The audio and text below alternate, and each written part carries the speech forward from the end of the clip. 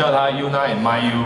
那我们就是把它当做一个通讯的介质，拿来达到整个所谓智慧水表传输的一个方式。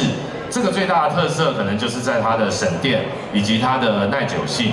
那这个是刚刚也说到，就是在上个月我们顺利取得当然我们的伙伴跟星光电通一起取得我们在台北市东区的一个智慧水表的建制案，数量2200个。